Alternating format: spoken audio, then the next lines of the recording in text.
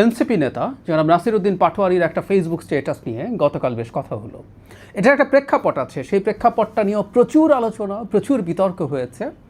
আর সে কারণে আমি মনে করি এই স্ট্যাটাসটা নিয়ে এবং প্রেক্ষাপটটা নিয়ে আলোচনা করা দরকার, কারণ এটা শুধুমাত্র দুজন ব্যক্তির মধ্যকার সংঘাত এভাবে দেখলে ঠিক হবে না। এটা আমাদের রাজনীতির একটা নতুন ডাইমেনশন তৈরি করছে কিনা, যেটা তৈরি হয়েছিল সেটার কিছুটা পরিবর্তন হচ্ছে কিনা সে আলোচনা করা দরকার। সো এটার একটা ব্রডার পার্সপেক্টিভ আছে, সে কারণে কথা বলতে চাই।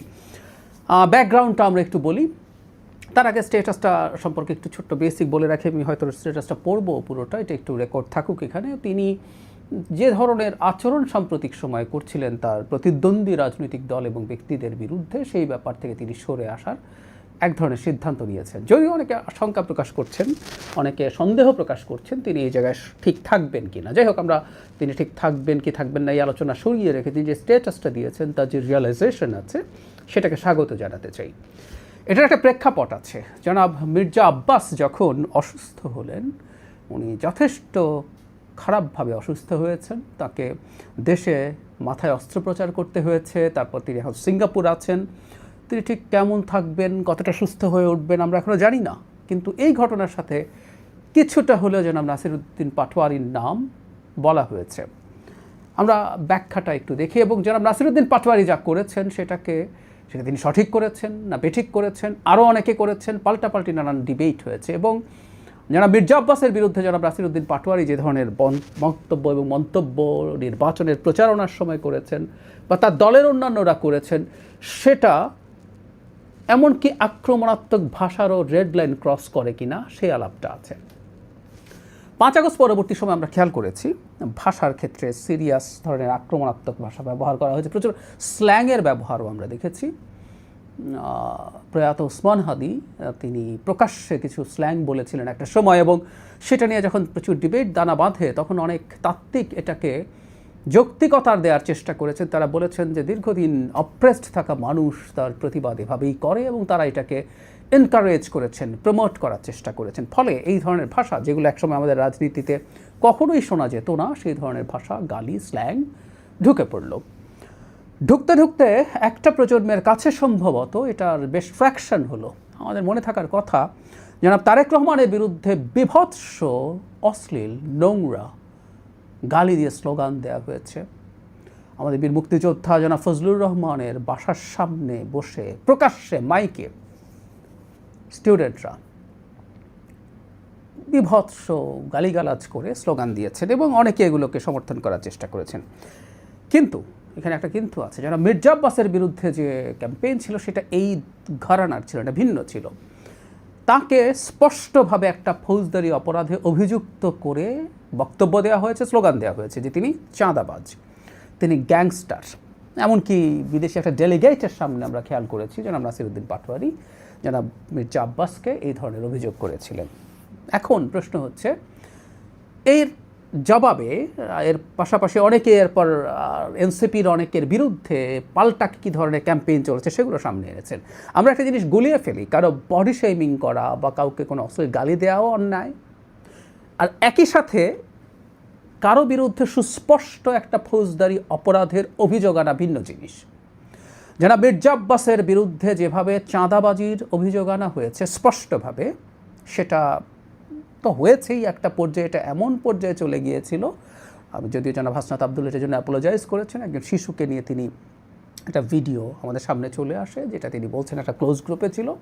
যদি ক্লোজ গ্রুপেও এই ধরনের ভিডিও করা বা স্প্রেড করা উচিত না। আমি আবারও বলছি, জনাব হাসনাত আব্দুল অত্যন্ত দায়িত্বশীলতার পরিচয় দিয়ে সরি বলেছেন, আমরা সেটা ভুলে যাব। কিন্তু যে বলছি যে তাকে চাঁদাবাজ একটা মানুষকে স্পেসিফিকলি অভিযোগ করা হচ্ছে, তাহলে আসলে আমি মনে করি এটার বিরুদ্ধে মামলা হওয়াই উচিত ছিল। সেটা অন্য কেউ না, জনাব মির্জা আব্বাস করতে পারেন, কারণ যিনি তাকে অভিযোগ করছেন তাদের যখন তার মানহানি হচ্ছে এটা প্রমাণ করতে হবে।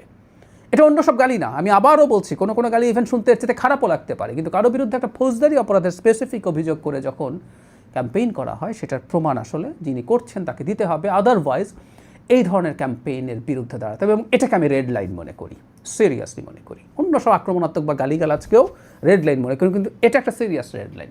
সুতরাং যারা মির্জা আব্বাসের বিরুদ্ধে অভিযোগকে এনসিপির কারো বিরুদ্ধে যে ধরনের অভিযোগ করা হয়েছে, যে ধরনের স্লোগান দেওয়া হয়েছে, কখনো কখনো মানে বডি শেমিং করা হয়েছে বা এই ধরনের কথা, সেগুলোকে সোশ্যাল ইকোনমিক কন্ডিশন নিয়ে ইঙ্গিত করে বাজে কথা বলা হয়েছে, সেগুলো খুবই খারাপ, কিন্তু এই দুটো তুলনীয় না, এটা আমাদের বুঝতে হবে। ফলে যেটা দাঁড়ালো, এখন অনেকে যেটা মনে করেন যে এই ধরনের একটা মানসিক চাপই মির্জা আব্বাসের এ ধরনের ঘটনা ঘটেছে কিনা। পাল্টা কথাও কেউ বলছেন তিনি রাজনীতি করেন, তিনি এগুলো শুনে অভ্যস্ত বা স্ট্রেস নিতে পারতে হবে, রাজনীতি এইরকমই ইত্যাদি ইত্যাদি। ফলে ওই ডিবেটটা এসে হাজির হয়েছে যে আমরা রাজনীতি করি মানে আমরা সব কিছু বলে ফেলতে পারি কিনা, এবং এই ধরনের আক্রমণাত্মক কথা যদি বলা যায় এবং সেটার মাধ্যমে যদি কিছু অংশের মানুষের কাছে ট্র্যাকশন পাওয়া যায়, এটা সমাজে চলতে থাকে। ইনফ্যাক্ট একটা গণতান্ত্রিক রাজনীতিতে একটা পার্সেন্টেজ অফ মানুষকেই কানেক্ট করতে পারলেই হয়। ডোনাল্ড ট্রাম্প যা করছেন, তিনি শুধুমাত্র ইলেকট্রাল কলেজে যে ভোট জিতেছেন তা না, তিনি এবার পপুলার ভোটও অনেক বেশি পেয়েছেন। ফলে একটা অংশকে যদি কানেক্ট করা যায়, এখন আমাদের রাজনীতি থেকে এই জিনিসটাই চলতে থাকবে, এই জিনিসটা চালাতে থাকবো আমরা, এই প্রশ্ন এসে হাজির হয়েছে। এবং সেখানেই এসে জনাব নাসিরউদ্দিন পাটোয়ারির যে স্টেটাসটা, সেই স্টেটাসটাকে আমি মনে করি খুব সিগনিফিক্যান্ট। তিনি এরকম খুবই সম্প্রতি এরকম একটা স্ট্যাটাস দিয়েছেন। গত কয়েকদিনে বয়োজ্যেষ্ঠ বন্ধু, রাজনৈতিক শুভাকাঙ্ক্ষী, এমপি, মন্ত্রী, প্রিয় সহযোগীদের কিছু আন্তরিক কথা বলার সুযোগ হয়েছে। তিনি বলছেন একটা দিক নির্দেশনা পেয়েছেন, ব্যক্তিগত আক্রমণ এড়িয়ে চলা, অপ্রয়োজনীয় কথাবার্তা থেকে দূরে থাকা এবং গঠনমূলক আলোচনায় মনোযোগ দেওয়া।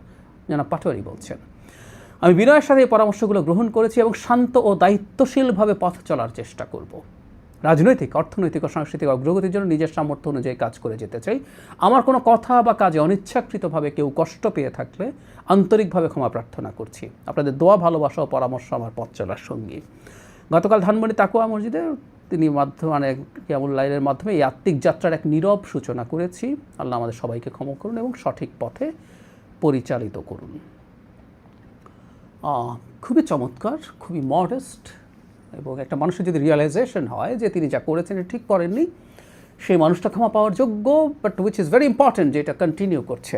কেউ কেউ সন্দেহ প্রকাশ করছেন যে এটা হয়তো থাকবে না, কারণ এনসিপির একটা অংশের রাজনীতি আসলে অত্যন্ত আক্রমণাত্মক রেটরিকের মধ্যে আছে। আমি আক্রমণাত্মক রেটরিক পুরো বাদ দিয়ে দিতে বলবো না, কিন্তু আমি আবারও বলছি, কাউকে স্পেসিফিক একটা ফৌজদারি অপরাধে অভিযুক্ত করার মতো বিষয় থেকে সতর্ক থাকতে হবে। এবং আমি মনে করি এই ব্যাপারে যার বিরুদ্ধে হয়েছে তার নিজের আইনি ব্যাখ্যা এবং সুরক্ষা চাওয়ার অধিকার আছে, এবং সেটা করা উচিত। কারণ আমি আবারও বলছি, এটা একটা সিরিয়াস রেড লাইন, এই রেড লাইনটা মানতে হবে। জনাব নাসিরউদ্দিন পাটোয়ারি যেটা বললেন, আমি স্বাগত জানাই, সাধুবাদ জানাই, এবং আমি চাই বাংলাদেশে ভবিষ্যতে একটা গণতান্ত্রিক রাজনৈতিক ধারা থাকুক, সমালোচনা থাকবে, আলোচনা থাকবে, আক্রমণও থাকবে। আমি রাজনীতিতে আক্রমণ করবো না, আমি তা বলছি না। রাজনীতি খুবই সিরিয়াস ব্যাপার, কেউ কাউকে আক্রমণ করবেনই, কঠোর ভাষা ব্যবহার করবেন, কখনো কখনো সেটা কারো কারো কাছে বেশি মনে হতে পারে, সেটাও থাকুক। আমরা খুব রাতারাতি খুব উদার গণতান্ত্রিক হয়ে যাব তা তো না। আর ওই যে প্রায় বলি যে একটা ভয়ের জায়গা আছে, বর্তমান পৃথিবীটা উগ্র ডানপন্থী রাজনীতির এক ধরনের বাড়বাড়ন্তের সময়। কিন্তু এখন প্রশ্ন হচ্ছে, আমরা এই গড্ডালিকা প্রবাহে গা ভাসিয়ে শর্ট টার্ম সাফল্য অর্জন করতে চাইব কি চাইব না। আমরা যদি দেশের ভালো করতে চাই, আমরা যদি সত্যিকার অর্থে একটা গণতান্ত্রিক পরিবেশ তৈরি করতে চাই, তাহলে আমাদের সমালোচনার মধ্যে, আমাদের অভিযোগের মধ্যে, আমাদের আক্রমণের মধ্যে কোথাও একটা সীমানা থাকা দরকার, এবং কিছু কিছু রেড লাইন থাকা দরকার, যে রেড লাইন নিয়ে আমাদের এক ধরনের সোশ্যাল কন্ট্রাক্ট